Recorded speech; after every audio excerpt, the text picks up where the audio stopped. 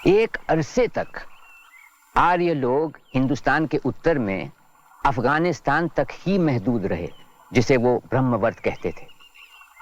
बाद में जब वो गंगा और यमुना के मैदानों में आकर बस गए, तब अपने इस नए वतन को आर्यवर्त कहने लगे।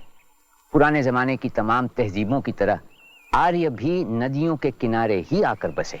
उत्तर ऋग्वेद काल की आबादी पशुपालक वैदिक लोगों, किसानों और आदिम कबीलों का मिला जुला रूप थी। ये हिंद आर्य समूह लगभग 1000 वर्ष ईसा पूर्व में पंजाब से पूरब की ओर बढ़ने लगे। ये लोग मूल वैदिक लोगों से पूरी तरह भिन्न थे।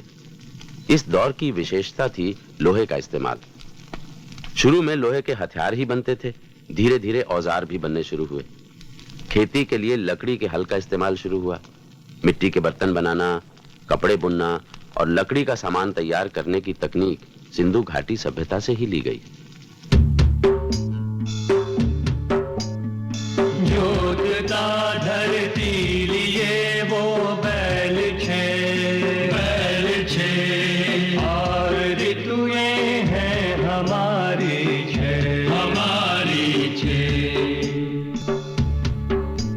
आठवीं शताब्दी ईसा पूर्व के आसपास मध्य गंगा घाटी के घने जंगली इलाके को साफ करने और जोतने में लोहे के औजारों का बड़े पैमाने पर इस्तेमाल हुआ, जिससे पैदावार बढ़ने लगी। यहां तक कि खपत से ज्यादा उत्पादन होने लगा, जिसके आधार पर ग्रामीण बस्तियों और नगरों की स्थापना हुई। ये अतिरिक्त उत्पादन एक ऐसे सामाजिक स्वरूप में ही संभव था जिसमें बड़े पैमाने पर श्रम उपलब्ध हो सके। नए समाज में एक गुलाम शूद्र वर्ग वजूद में आया और ब्राह्मण, राजन्य, वैश्य और शूद्र, ये 4 वर्ग या वर्ण समाज में उभरने लगे। पुरुष के मुख से ब्राह्मण, बाहु से क्षत्रिय, जंघा से वैश्य और चरणों से शूद्र निकला था। इस तरह भारत में वर्ण व्यवस्था की शुरुआत हुई, जो शूद्रों की श्रम शक्ति पर आधारित थी। उसी दौर में यूनान और मिस्र में दास प्रथा का विकास हुआ, मगर शूद्रों को यूनानी गुलामों पर होने वाले अत्याचार का सामना नहीं करना पड़ा। शुरू में शूद्र कबीले का हिस्सा थे और वो कबायली समारोहों में भाग ले सकते थे, लेकिन बाद में जब नगरों का विकास होने लगा, तब शूद्रों के ऊपर कई तरह के अंकुश लगा दिए गए।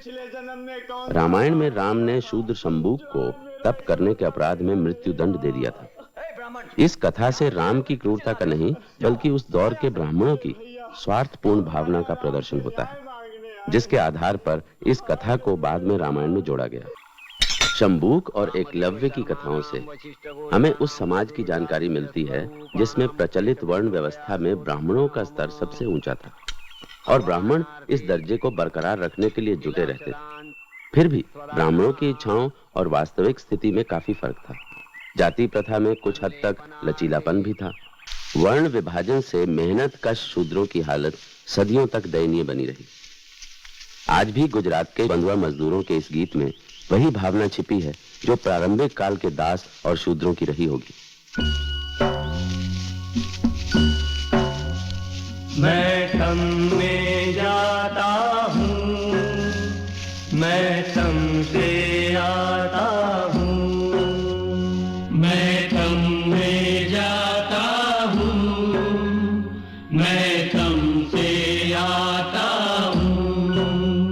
मेरा सारा जीवन अंधियारा, मेरा सारा जीवन अंधियारा, नहीं किरण कोई उजियारा, नहीं किरण कोई उजियारा।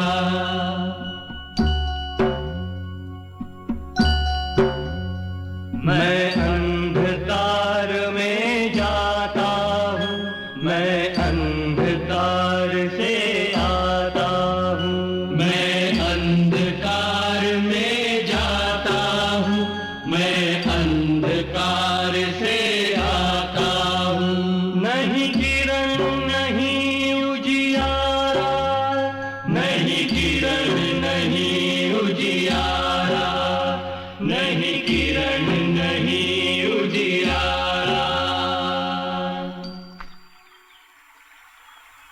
भारत की जाति व्यवस्था में जरूर कई खूबियां रही होंगी, वरना ये इतने लंबे समय तक बरकरार नहीं रहती। मगर इस जाति व्यवस्था में सबसे बड़ी खराबी थी कि इसने लोगों के एक बड़े समूह को निचले दर्जों पर रखा। उन्हें शिक्षा, तहजीब और आर्थिक तौर पर बढ़ने का कोई मौका नहीं दिया। अजीब लगता है कि भारतीय इतिहास में महान व्यक्तियों ने पुरोहितवाद और जाति व्यवस्था के खिलाफ लगातार आवाज उठाई, उसको मिटाने के लिए आंदोलन भी हुए, मगर फिर भी भाग्य की न बदलने वाली धारा की तरह जातिवाद का प्रभाव बढ़ता गया और भारतीय जीवन के पोर पोर में समा गया। आज के हालात इतनी तेजी से बदल रहे हैं कि जाति व्यवस्था का टिकना अब नामुमकिन सा लगता है। इतनी प्राचीन और महान व्यवस्था के टूटने से सामाजिक जीवन बिखर सकता है, बदहाली बढ़ने की संभावना है, शायद आपस के संबंधों में वैशीपन आ जाए। अगर समय और जन चेतना के अनुकूल कोई नई सामाजिक व्यवस्था